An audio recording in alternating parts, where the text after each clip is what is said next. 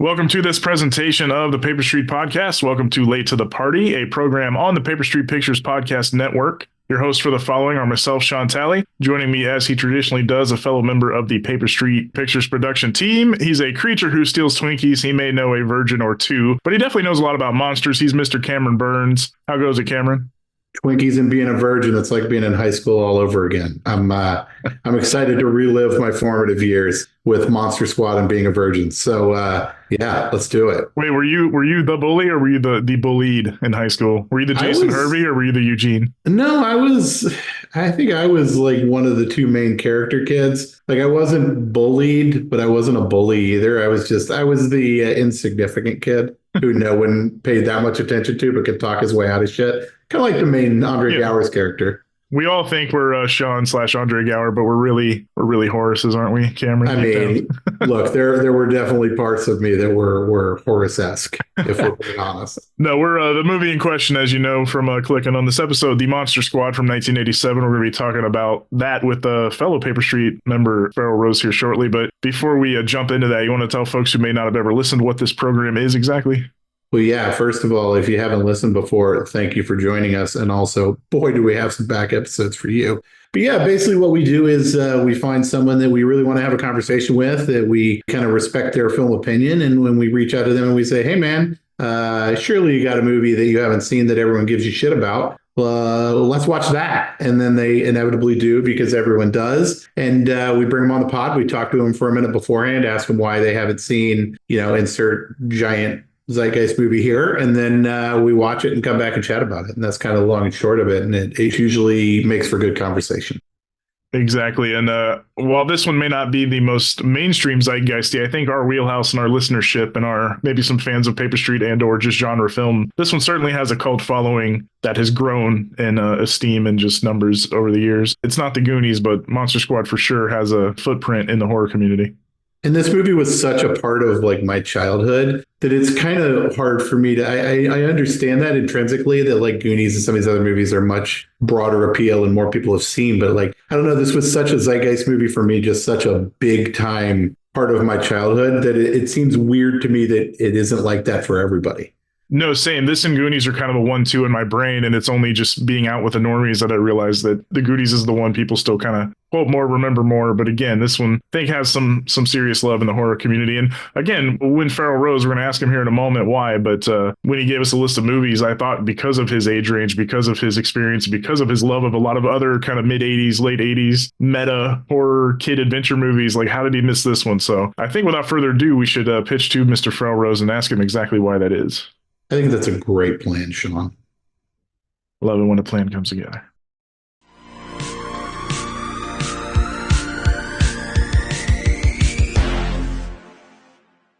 And joining us for this installment, yet another member of the Paper Street team, creative executive, a writer, a filmmaker who's also the force and the commanding voice behind Cine-Mechanic, a recurring film analysis video essay series you can find on Paper Street's own official YouTube channel. He is Mr. Farrell Rose, our pal Farrell. Thank you so much for making it to the party here, late as you may be. Yeah, thanks for having me. I just want to say I'm a big fan, and some people dream of going to the Oscars. I've always dreamed of being on this podcast. Oh my God, that's so exciting. We have a fan. Who knew? Yeah, you guys are great. No, we appreciate that. We know he listens partly out of obligation, but also because he likes to get very angry at people who do not like these classic 80s. That's right. Kind of 80s leaning movies we've done so far. A lot of 90s too, but yeah. Speaking of that, one more thing about our guest, Mr. Farrell Rose here. He has never seen the 1987 film, The Monster Squad. Wait, what? Why? How? Farrell, what happened here? Let the shame begin. No shame. Just explain yourself and we will not judge.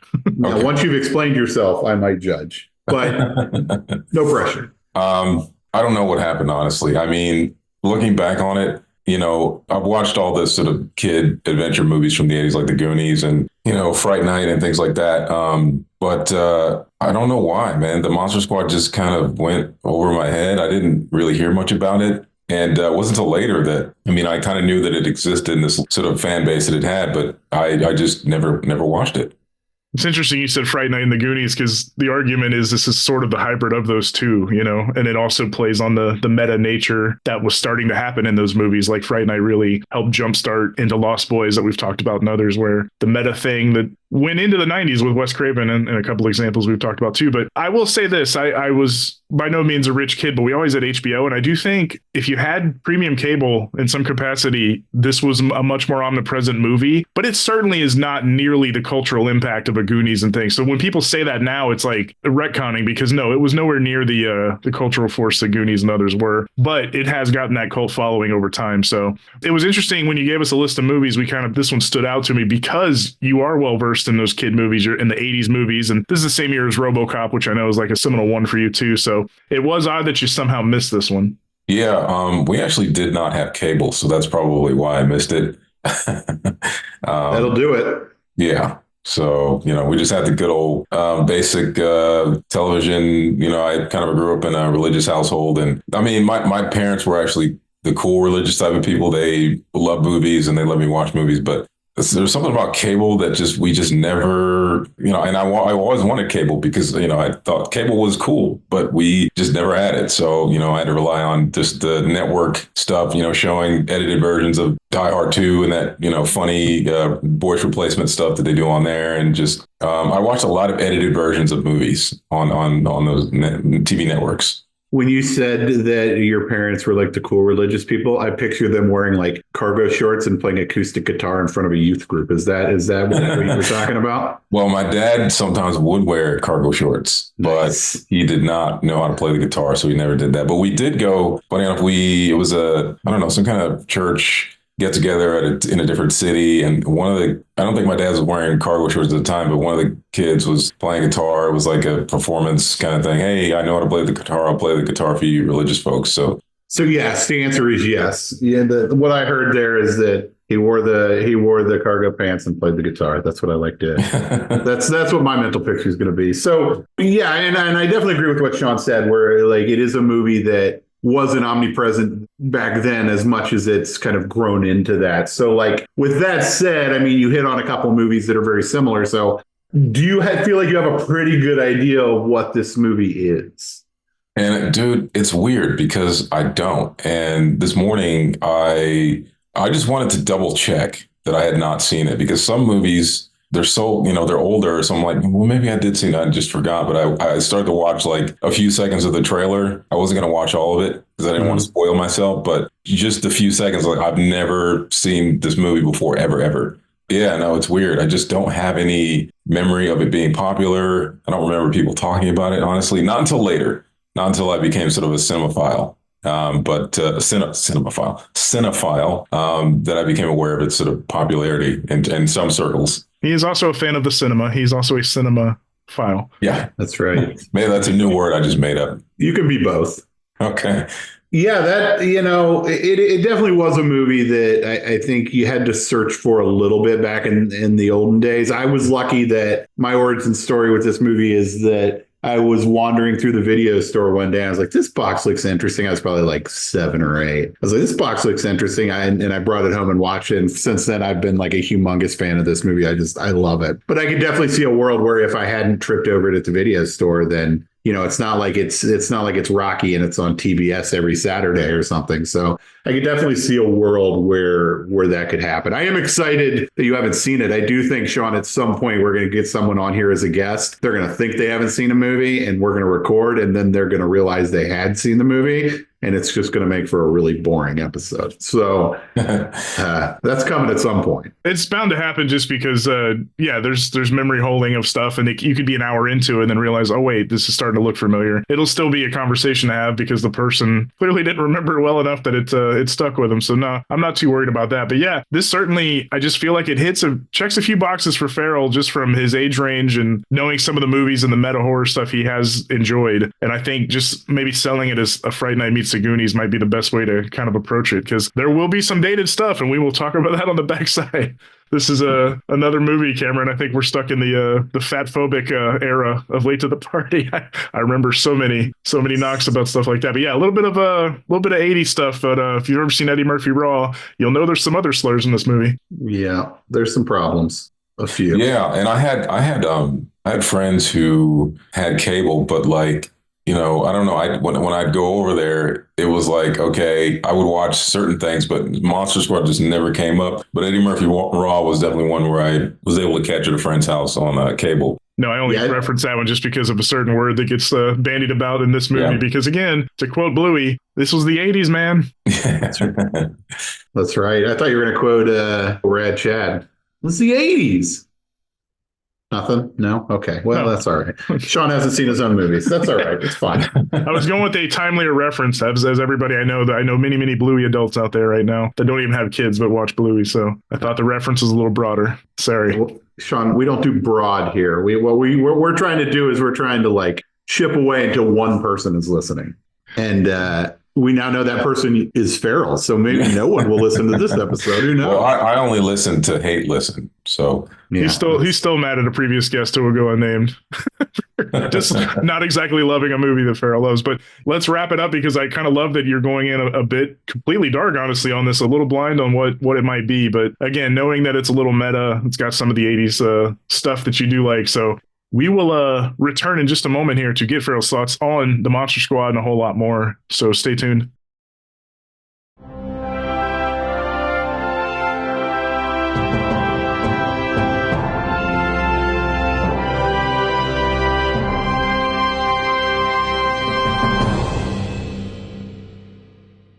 Hey there, welcome back. What was mere seconds for you, the listener, was a good deal more for us. Actually, to be honest, pulling back the curtain a bit, the longest time in between segments we may ever do here. I think two of us celebrated a birthday in the interim. We were off air so long that Cam grew a beard and joined a ZZ Top cover band. But you could say that like Abraham Van Helsing and his band of freedom fighters attempting to rid the world of vampires and monsters, we also blew it. But again, mere seconds for you, the listener, so don't worry. When we last left off with you, our guest Farrell Rose had not seen the Monster Squad. He was late to the party, but at least he made it. And we welcome him back, a more cultured individual, a more learned film viewer, someone who now knows that werewolves do in fact have testicles, a gentleman who's now seen the 1987 film The Monster Squad. Farrell, welcome back. Are you feeling any or all of these things?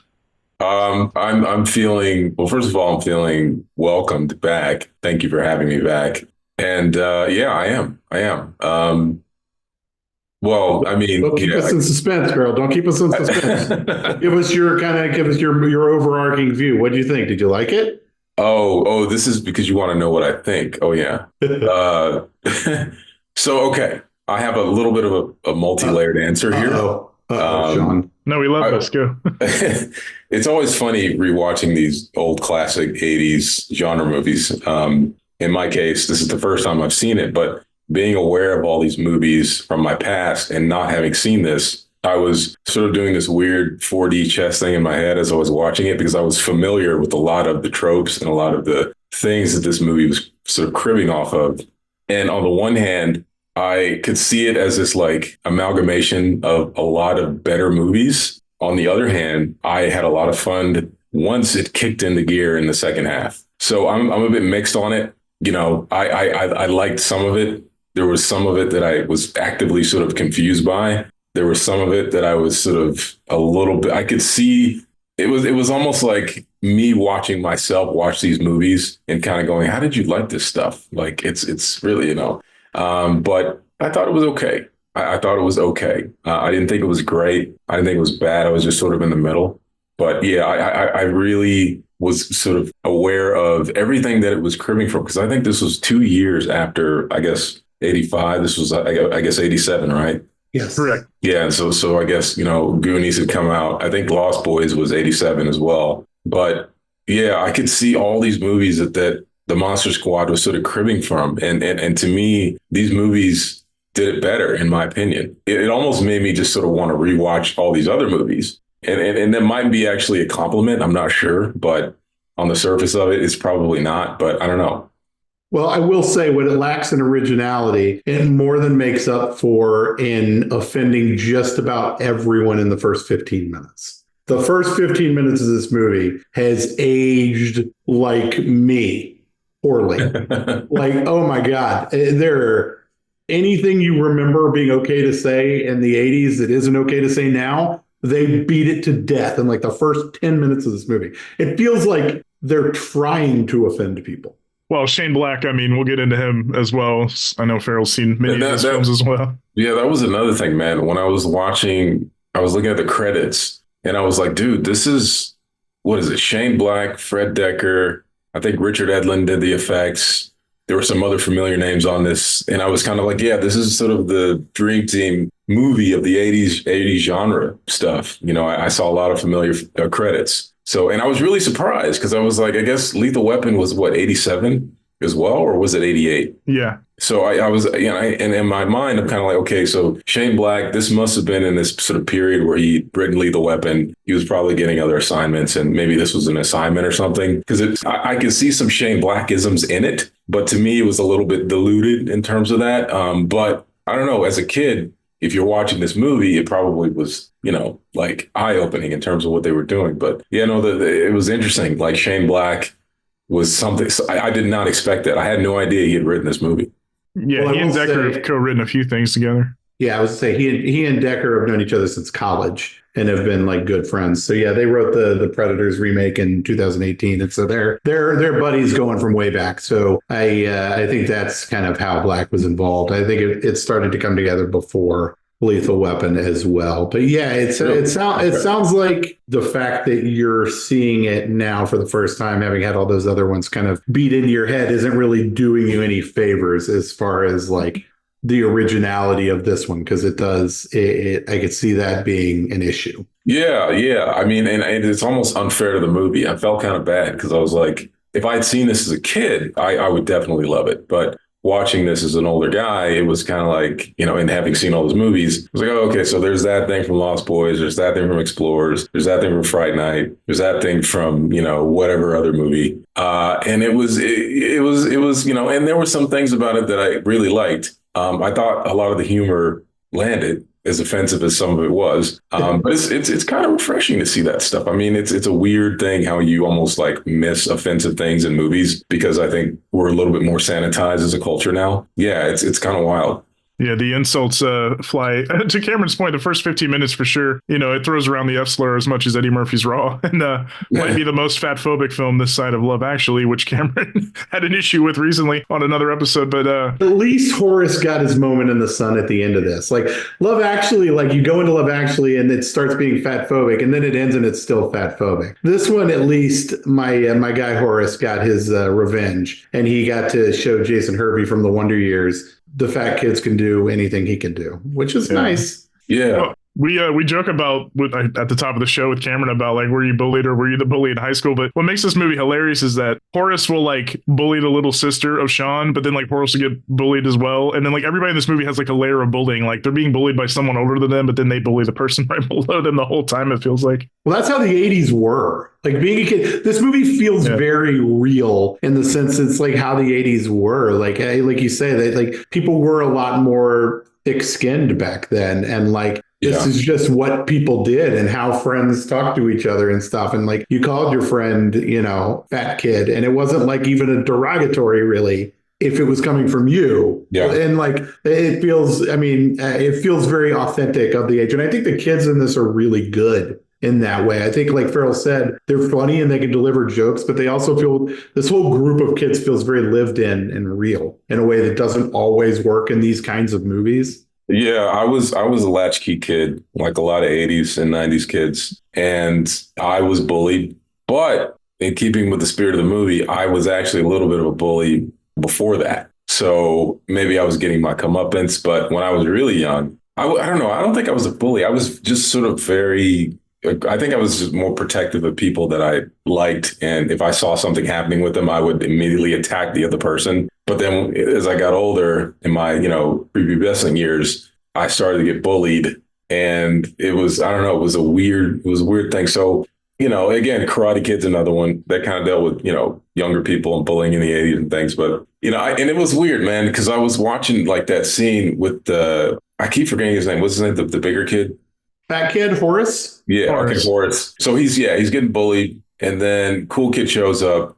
And I was kind of like, in my head, I was questioning, why does he care? Why is he interested? You know, like, why does he give a shit? Are you allowed to curse on here? Oh yeah, go for it. Oh, okay. Yeah. Why does he give a shit about horse? And, I thought about the movie that I remembered that this was sort of cribbing from a little bit, the opening of The Explorers. You have Ethan Hawke being bullied, and then this kid comes to his rescue. And in that movie, to me, it made sense because the kid says that the guy bullying Ethan Hawke's character is a jerk, and he just wanted to sort of, dispense with him. In this movie, I was a little confused because I was like, well, I get that, but it's like I didn't totally understand why this kid was interested in not just Horace, but the group. It feels like Rudy, the kid you're talking about, the cool kid. It feels like he didn't exist before he rode his bike up to the thing. Right. Like, who are his friends before this? Right. Like, he's clearly a cool kid. He's lighting cigarettes off, like striking matches off his loafers. I mean, it doesn't get any cooler than that. And he doesn't have a friend group. He just kind of falls in to these other guys because you guys all missed a very key piece of why he wants to be part of this group. Oh. He's a few years older and he's very horny, and he knows that the treehouse looks at what's her name's house. I get that. I'm just saying it felt like he also gave Big Kelly from Bad News Bears vibes. I got from him. He was like a way too cool older kid who like smokes. And, but like that shows how he's really not the coolest kid. He's just like cool to them just because he's got the age on them, But it turns out he's really not all that. He's I mean, I was just confused by it. I mean, and there were some other things. It was like I was a bit confused by, I guess, the sort of plan of Dracula and the monsters and what they were. I knew they were after this amulet, but I was trying to figure out what it had something to do with the portal. I don't know. It was just, there were some things, there was some connective tissue that I felt I was missing. Maybe I wasn't. Yeah, don't overthink it, Farrell. Don't bring don't bring your analytical brain to the Monster Squad because you're just going to be confused. Okay. I love how they blow the wall to get to the amulet and then hear something upstairs and they're like, well, I guess we should all just leave the amulet and go see what's going on upstairs. It's a classic move. And the how and the why of stuff happening and the when of it is very paint by numbers and very convenient and really only there to take up as little screen time as possible so we can get back to kids cursing and being little shits who like, also they talk about their teacher looking like a cat. That was just weird at the beginning. I had completely forgotten that was a thing. But yeah, I mean, the story is as basic as it needs to be able to get these kids to the end, I think. The movie's definitely more worried about dealing with the kids than the plot of the how. Yeah, and that's fine. And because I think the movie really works once the third act starts to get going because it's kind of like, okay, you've seen all these movies, let's just go. And then once that happened, I was on board. But all the setup was just kind of like, well, like, I don't get what's happening. I kind of get it, but so I guess, maybe I was probably overthinking. But again, this is the benefit of watching this when you're a kid, probably, because again, it's almost like a video game. It's like you don't need much to sort of get into it. Yeah. It's just like, okay, you're this character, got to get these bad guys, go. And I mean, I guess in that sense, it's probably a bit better when I watch it again at some point. I'll probably look at it through that lens, but it was a little bit tough in the beginning. There was a Twitter post that went viral this very week we're recording this where somebody had 4 screenshots from 80s movies, including Predator, where it was like, used to be lore and backstory and stuff wasn't fully spelled out. Like Back to the Future, how's time travel work? Well, there's this flux capacitor. They don't have to like explain it. And even TV shows nowadays, a premise of a 70s show, the guy would do that premise for like 22 episodes a season times several years. And nowadays you get a 6-episode run where they build up to the premise happening in like the final episode,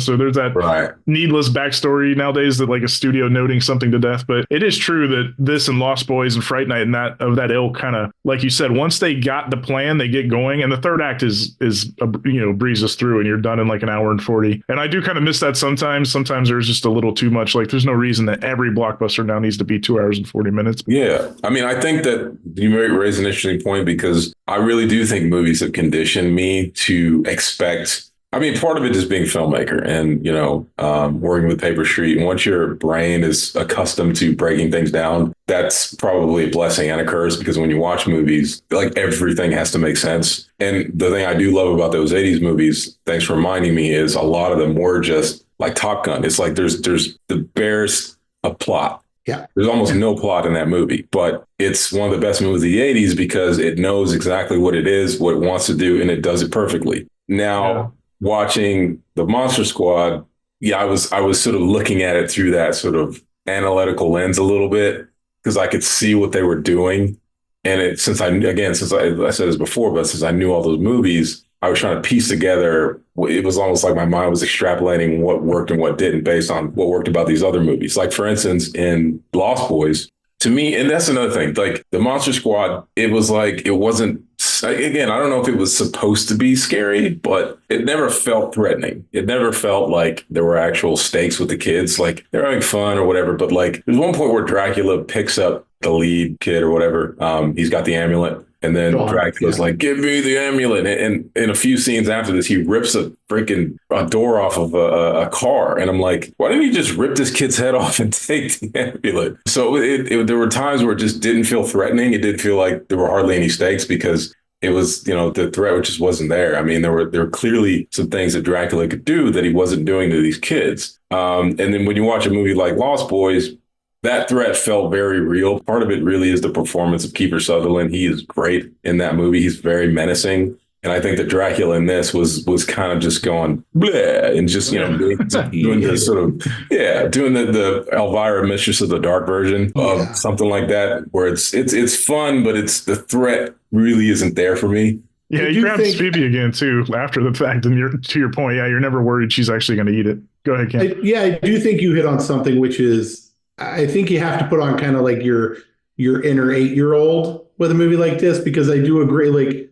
to me, this is gateway horror in the truest sense. Like, this is horror for kids of that age, of the kids that are in this movie. Whereas I think movies like Lost Boys and some of the other ones like Fright Night that are a little scarier, I think are a little less tween and a little more teen. And so I think this one, I think you may be feeling that, and that it's not as scary, but I think it's aimed at a different demographic. And as someone who saw this when they were 7 or 8, it felt very scary in that moment when it's like a thing. Like, so I feel like if you were channeling like the inner 8-year-old, it would. But yeah, it's definitely not on par horror wise with Lost Boys and some of those other ones, which are definitely much more shot at for like 16, 17, 15-year-olds. Yeah, because Lost Boys was originally supposed to be like, I think the kids were supposed to be like older or something. It originally wasn't a teen movie. Yeah.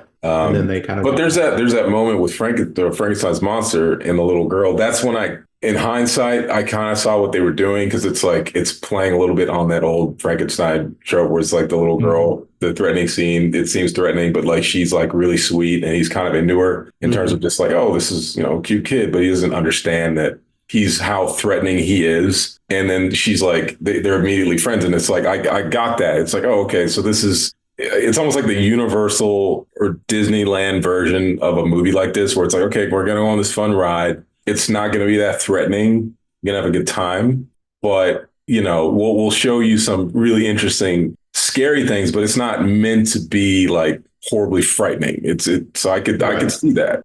Yeah. And I think that's what it does really well is the character work, and the stuff with Phoebe and Frankenstein is really well done, and like the family dynamic I think really works. I think it's the character work that kind of makes the movie really sing, and also I think that they treated Dracula doesn't he's not like firebombing people's houses or anything, but like they treat the monsters well. They're done well. They're designed well. They're interesting looking. They're doing interesting things. Like, I think while what it lacks in kind of like straight up scares, I think it makes up for in like the kind of fun dynamic that the kids and all them are having, and that the monsters are done really well. I mean, and it's Stan Winston and it's Tom Woodruff, and like I think it leans into that other direction. I think it's a really fun ride if it's not a scary ride.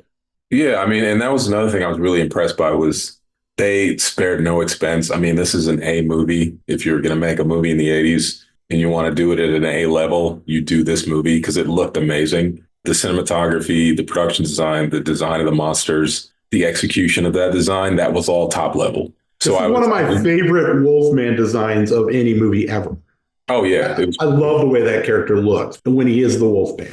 Not only, we mentioned Predator before, not only is Shane Black in Predator, but the other Predator connection, to Farrell's point, is that Stan's team was assigned like one character each. So like each one of these like dream team of, effects guys worked on it. And the two newcomers are the ones they were named Matt Rose and Steve Wang. They worked on Gillman, which they had to skirt around the Universal IP of Creature from the Black Lagoon, hence his kind of generic name. But that costume was pretty milestone, in the realm of like rubber costumes. And based on that work, they actually got the job on short notice for Predator, which was struggling at the time as a production, and they had to switch the entire look of the monster. Yeah. There's behind the scenes shots I'm sure Farrell's seen back in the day of like Van Damme playing a very different looking Predator. But yeah, those guys, because of Gillman, got to go work on Predator and make a very iconic design under the Stan Winston team. Oh, I had no idea. Yeah, I mean, I could see that. I could totally see that. Yeah, I mean, it almost makes me, regret that I did not see it as a kid, because again, channeling that inner 8-year-old, which I'll probably do when I watch it again, but seeing the design of these things and like how cool it looked was, and even stuff like that opening sequence with the portal that opens up, it was like, oh, okay, this is, I sometimes I really do forget how good the artistry was back then in the 80s with those guys who were working with practical effects. Because, when you didn't have computers, you really had to be on top of your game, because if it could easily look ridiculous if you didn't do it right. And in this movie, that portal and some of the other effects were like really fascinating, and some really clever camera tricks too. There were shots where they would cleverly sort of turn Dracula into the bat, and even the bat looked like cool. Yeah, they did a really good job of showing those like transition scenes where like Dracula's becoming the bat's becoming Dracula. Same with the Wolfman. They do a really good job of showing you just enough to make that transition look really seamless without showing the whole transition. Some fun old school shadow work for sure. Yeah, for sure. Am I crazy, or is the mom? There's a couple of women from the 80s that I always mix up. And I think, was she in Die Hard? The first yes. mom? No. She is. That's good. She totally is. Okay. I thought you were going to ask if she's also the mom from the Goonies, because she's also Michael's mom in the Goonies. Yeah. Is she the mom in the Goonies too? She is. Yeah. She plays both. Shawn, okay. Character's mom here too. I thought that, but then I was kind of like, well, the mom in the Goonies has like a little bit of a different. Well, maybe it's the same.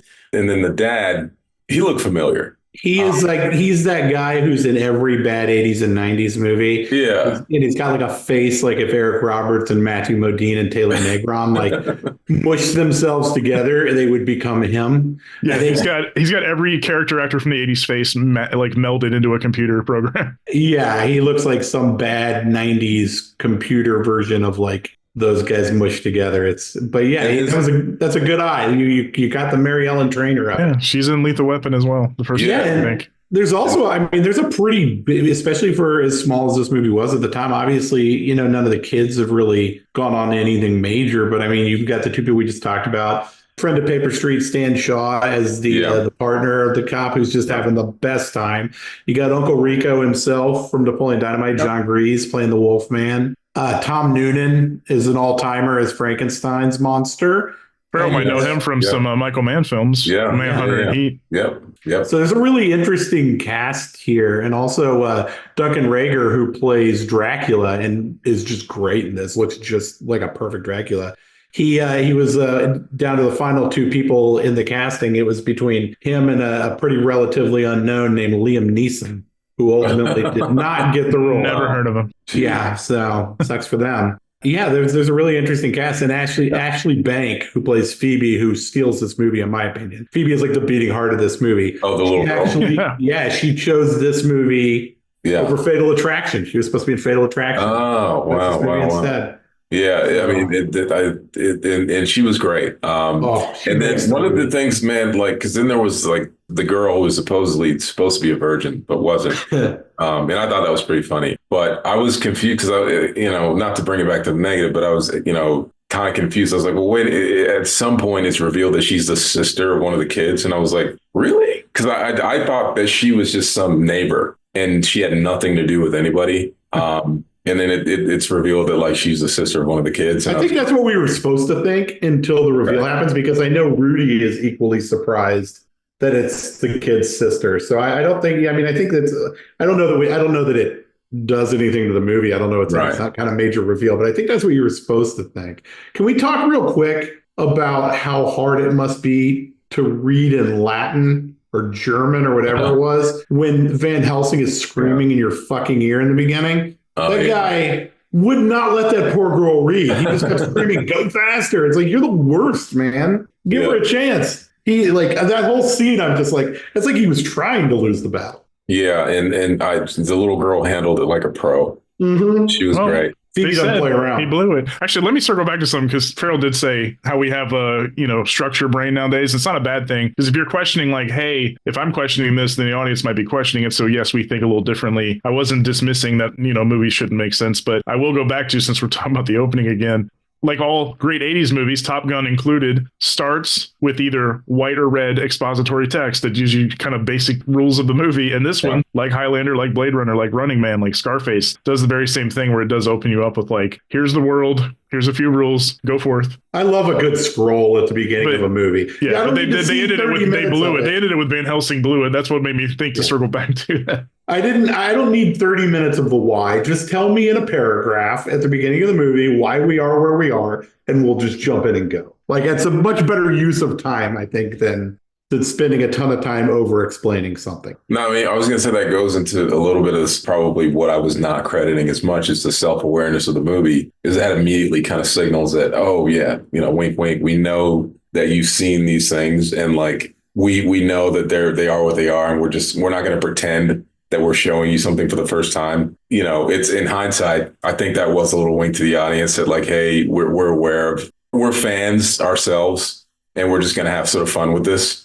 Yeah, the scroll ending on a joke kind of gives you the heads up that this is going to be a little sillier, a little more kid friendly, to your point earlier. Yeah. But you did mention the first half, kind of a lot of setup, and then it takes off running. What point was it where it just kind of kicked in for you? Was it just finally when the plan came together after Scary German Guy? Or I think it was the point where, and you've watched a lot of these kids' movies where they're riding their bikes and they're going to fucking like, because you see that, I mean, whether it's E.T. or Lost Boys or Explorers or whatever, it's like there's a certain point where they're doing something that a lot of kids do, which is ride bikes, and they're going to do something important. Because when you're on your bike as a kid, wherever you're going, it's somewhere important, whether it's the park or the store to get candy, or to go, with your binoculars and spy on some girl that you like or whatever. So I think at that point is where I was like, oh, okay, yeah, this is starting to kick in a high gear a little bit. And it just makes me wonder how much BMX, because started with ET, but I think these bike companies like BMX, how much money they must have made off of these movies, because kids because I remember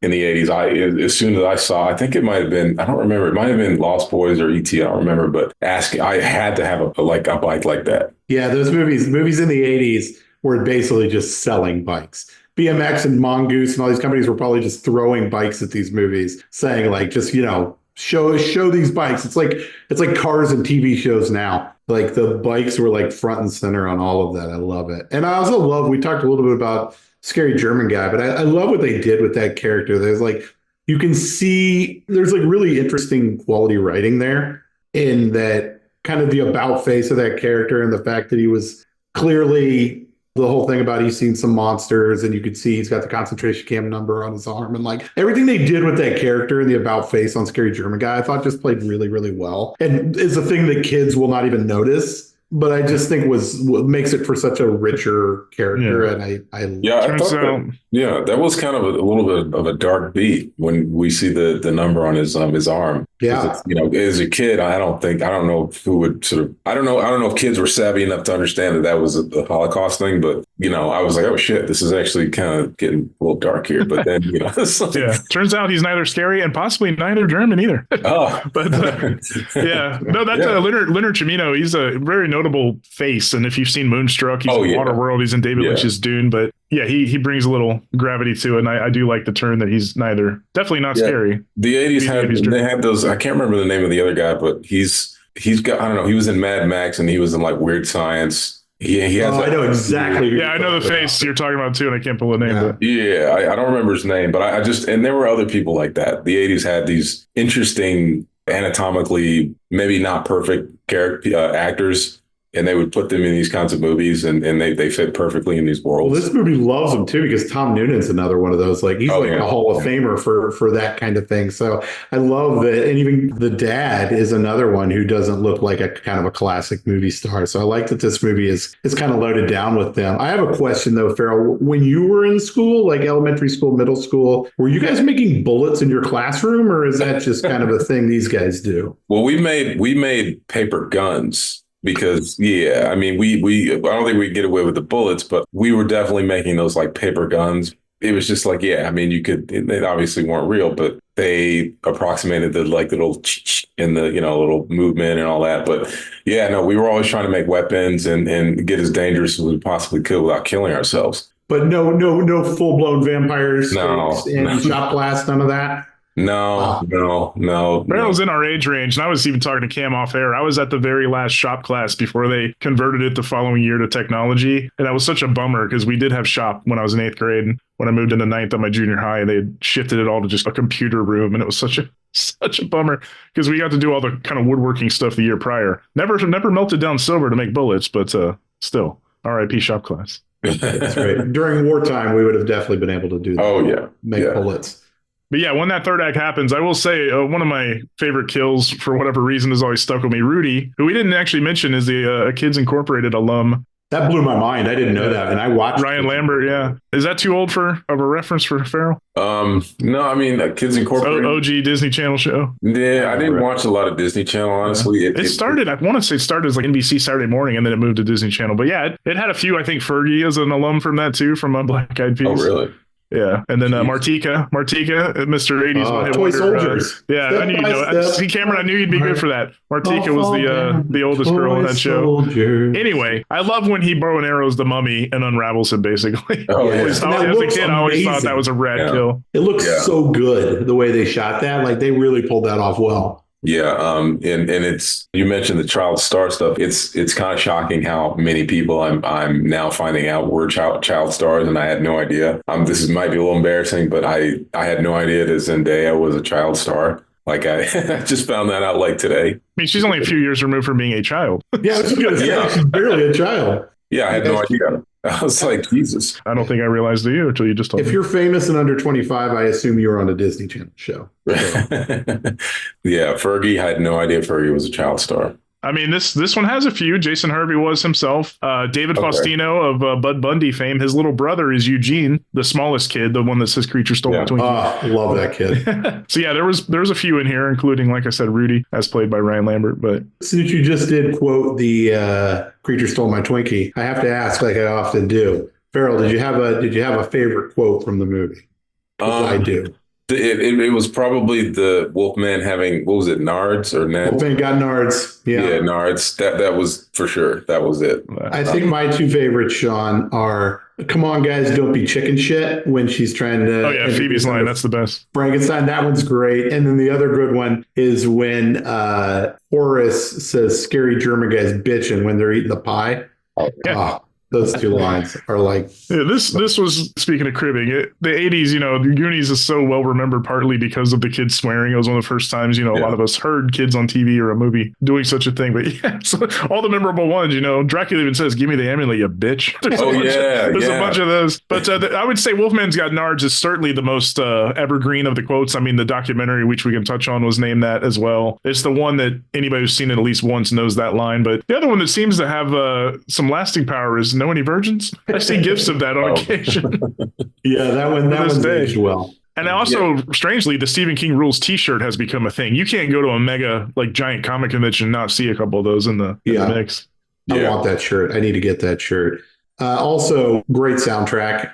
"Rock Until You Drop" by Michael Cimbello. One of my all-time favorite needle drops, and that's one of my all-time favorite montage scenes. As a kid, the two things that really stuck with me from this movie are Wolfman's Got Nards and "Rock Until You Drop." Those two things are just immediately what I think of when I think of this movie. But yeah, I love that montage scene, and I just love that song. Is catchy as shit.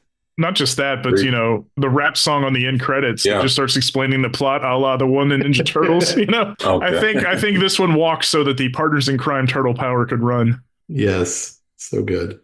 Yeah, and then I think did one of the Die Hard movies end with a rap song, or am I misremembering that? Run DMC's Christmas in it was, Solace plays during the yeah, movie. I think okay, yeah, no, it's the soundtrack was great. I agree. And then Farrell, who's worked on a backlot or two. There's a moment in the third act where they're driving down the street, and then out of nowhere, Oh, the whole finale is suddenly on the Warner Brothers lot. Dude, thank you for reminding me. I literally, I actually said that out loud. I actually thought it was the Universal backlot because of the clock tower looking thing from back. Yeah. But as soon as I got there, I mean, in most movies I can tell when they're on a backlot. I could see it because I actually I used to do security on the Universal backlot back in the day.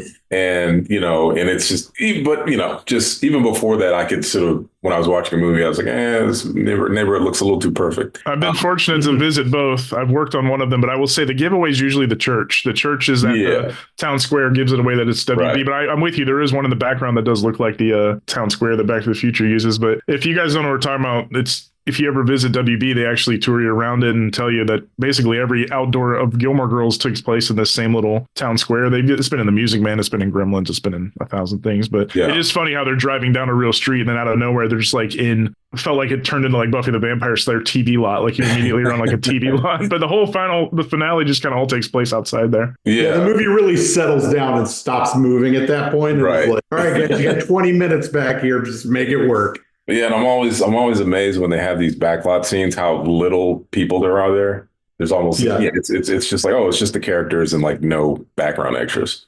I love when the military shows up at the very end because they got what's his name's letter, the little kid's letter, and that just cracks me up every time. Oh, so good. Yeah. And they're too little, too late, so he just like hands them their stickers. Yeah, for the Monster Squad. Call us if you ever need us.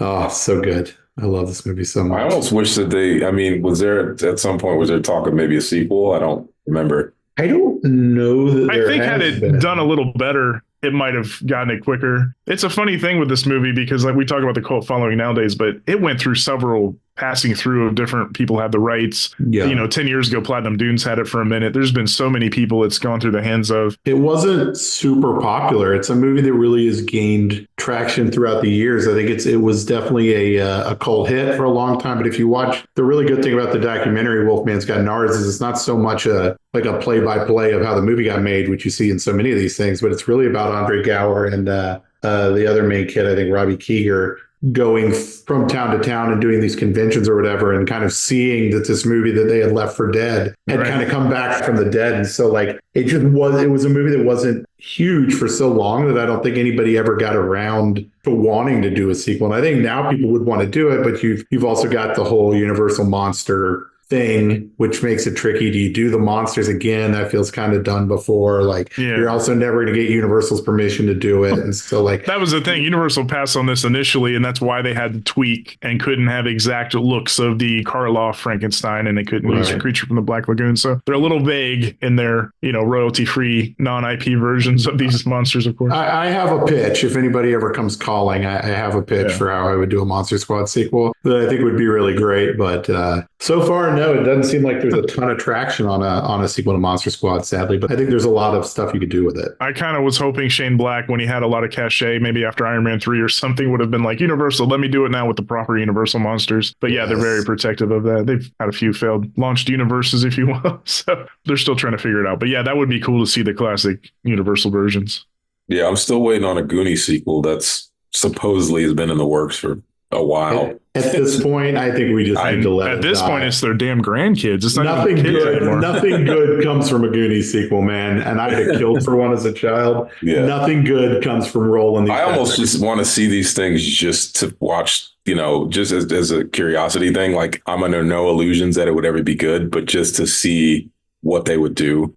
Yeah, I don't know what you would do with Goonies at this point. It's been so because anything you do is going to have to be so much later in life that I guess the gang gets back together to do it again and run it back or something. But I don't the good thing about a Goonies sequel is that you've got some real names. That's the other thing. It's you got Josh Brolin and you've got Ki Kwan and you've got some real heavy hitters that could in theory come back for a Goonies sequel. Whereas this movie, none of the kids really grew up and became huge. And actually the kid who plays Horace. Horace died at 22, which was very sad. Yeah, he had pneumonia, which is terrible. Touched on in the documentary, but yeah, it was very sad.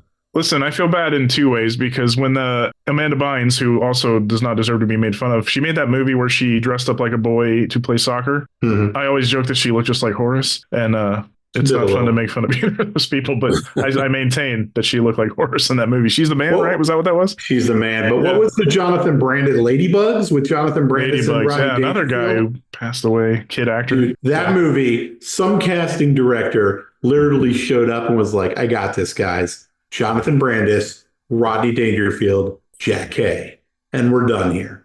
And just walked out of the room like a boss. Greatest casting ever. That is a trio, for sure. It is the trio. So good. The other, I just remembered the other line that gets quoted quite often is Frankenstein saying bogus in 5 different ways. Yes. Yeah. Ladybugs, bogus. Jonathan Brandis, untimely passing, bogus. How dare you? Ladybugs is a classic. I don't think I've ever seen it, and I have seen She's the Man, strangely. But wait, you've never seen Ladybugs? No, and I don't even think that qualifies to be on this. Well, that's a great segue, actually, Cameron. Thank you. Farrell, you came in with a little mixed. You kind of wish you were the 8-year-old version of yourself instead of looking strangely metaphorically. I can feel Farrell coming around. I can feel Farrell coming around on this. Well, this is one. So maybe he does watch it again and it's a little more comfortable because, like, did you at any point be like, oh man, this movie's such a movie I feel like I should have seen a dozen times? I think you said as much at the top. Yeah, I mean, it felt a little sad because, you know, I don't know, you never want to go into a movie too analytical, too intellectual, because it's just, movies are just, they're there to sort of suck you in. But in this one, I just literally could not help the fact that I had seen all these other movies and realized I had missed this one. So yeah, I mean, it was sad. You know, I feel like it definitely requires a rewatch at this point, just because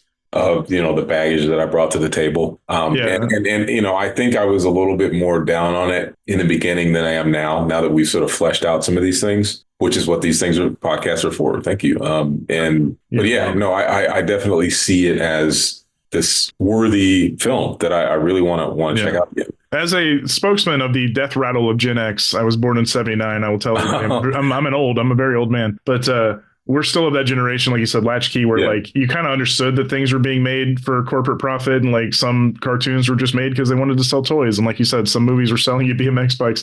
We all came to peace with that, I think, a little better about selling out and all that jazz. But this movie, I will say, it's a sliding scale because while you were kind of mixed on this when you didn't have the nostalgia goggles fully schmutzed up, I guess, with this one, because you've seen so many other movies that are in the similar vein, the sliding scale that I've learned is like certain movies like Back to the Future, you can show like a kid that's 10, a guy that's 20, a guy that's 80 that's never seen it, it'll hold up. Meanwhile, there are other movies like, and people get mad at me, but like Neverending Story, if you show that to an adult with no baggage on it, they're not going to love it. There are certain ones like that, and I think this one does fall kind of in the middle of the scale. Like it will hold up for some people who do love genre and this and that, but I could see why it was a little tough to kind of crack for you just without knowledge of it, but also knowledge of so many other movies that arguably did it better. It is sometimes hard to go back and watch something and put it in the right. It's like watching a movie like Black Christmas now. You have to kind of go back and look at it where it was in the timeline of other slasher movies, and like it did all this stuff first. And so it can seem very generic now, but in that time period when that movie came out, it was really cutting edge. Like I think there's obviously that's a big example, but there is something to that. Like Monster Squad did some of this stuff, you know, after some of these movies, like we talked about Goonies, but also before some of these movies as well. So like it's hard to watch it and be able to put it in its rightful place in the timeline sometimes. So for what that's worth. Yeah, and I think like I mentioned before that I think we're more conditioned these days, but I think also, especially by TV, you know, if you watch like Stranger Things, there was a point where I was talking about how, you know, I didn't understand how this cool kid was like, why does he want to hang out with these kids? I mean, Stranger Things has an entire season arc about why Steve Harrington, the cool kid, would hang out with these kids. So I think we're so used to seeing these plot points fleshed out when we go back and watch these older movies that are just, you know, an hour and 40 minutes, and they don't have the time to do that. In a way, we, you know, maybe retroactively punish the film, which is not fair. To be, and you know, because I defend stuff like Independence Day and Armageddon because, and you know, and I think it's hypocritical of me to like maybe criticize a movie that did not get the benefit of that where you're watching something and you should, and in my opinion, the way that you, at least I try to judge movies is what is this movie trying to do, and does it pull it off? That's usually all I care about. And, I'm not going to watch, an old black and white movie and hold it to the same sort of standard as, something that's like modern, slick and in color and, that kind of thing. So if at least if you're movie savvy, you should be aware of that. And again, as we've been going on, I've sort of, in my mind, really kind of warming up to this movie. And yeah, I think you're seeing it for what, like talking to us, two people who've loved the movie since we were kids. I think you're starting to see it a little bit through our eyes and like the way we remember it, and not necessarily the way you watched it, which I think is just kind of a necessity of when you saw it. And that's the thing about this show. Like we're here to fill the blind spots and talk about them. But I don't expect everyone to love everything we go back and watch, especially because, like you say, we're watching it. At least the guest is watching it in a time that it was not. You're watching it out of its context. And so you do lose something by watching, the Exorcist isn't as scary now as it was in 1970 something. Right. It just isn't. So you do lose something by watching something out of context. But the important thing, Farrell, is that we have filled this blind spot and now you have seen Monster Squad. And I really believe, knowing you, that you will watch Monster Squad again at some point and it will fall in love all over again.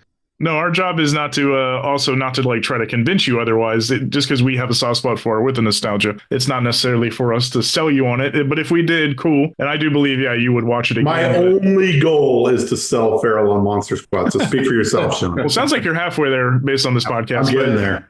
We've been talking about just other blind spots in not just horror and 80s and kid adventure movies, but Farrell, you did submit a few to us, but what would you say are your other larger blind spots in general, maybe that it could be a future even installment? Well, I know that I know Flashdance was one. I mean, there was a few, and I think part of it was in the 80s. We didn't have cable, so I'm sure some of these movies were on cable and we just didn't have it. But I know Flashdance was one. I've actually not seen, was Rudy in the 80s? I think Rudy was early 90s. Oh, okay. Yeah. So, yeah, well, I mean, I've never seen Rudy.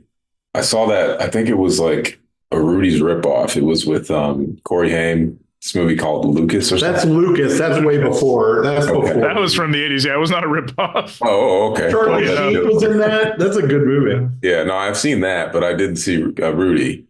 Like Hoosiers is the one I've never seen. Oh. Now you're just hurting Aaron's feelings. All these Indiana sports movies. Yeah. I'm pretty sure I've never seen Labyrinth. I might be wrong about that. Oh, dude, that's a sort of big one. Yeah, we'll have to have it. We might have you back on to talk about Labyrinth. Yeah, but I would have. Yeah, it might be literally one where I'm just like rewatching and I'm like, no, I've seen this, but I watched the trailer and it didn't seem that familiar to me. As Cameron states always at the top of the show, unless you're Joe Lynch or maybe Tim Anderson, programmer for Florida Film Festival, there's not many people we can find that don't have multiple blind spots. And we have our own. Cameron's already done an episode on one. I'll be doing one down the road here. But you, Mr. Farrell Rose, part of Paper Street, Cine-Mechanic, which is a recurring YouTube series, but I can promote that all day long. But do you have anything you like to direct people to as far as a website, social media? Because we will tag it in the show notes here. Just the Cine-Mechanic videos, which I'm proud of, and I think is quite a bit different than some of the YouTube analysis videos out there. I mean, that's the main one.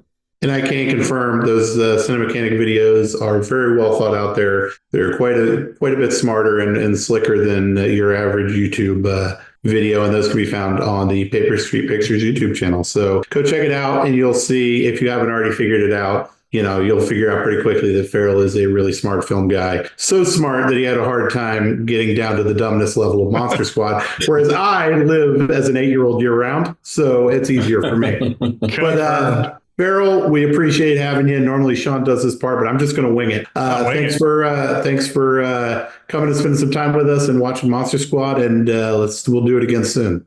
Always a pleasure. All right. Thanks, Farrell. Thank you, Farrell. I did it, Shawn. I'm a real boy. You did it. All right.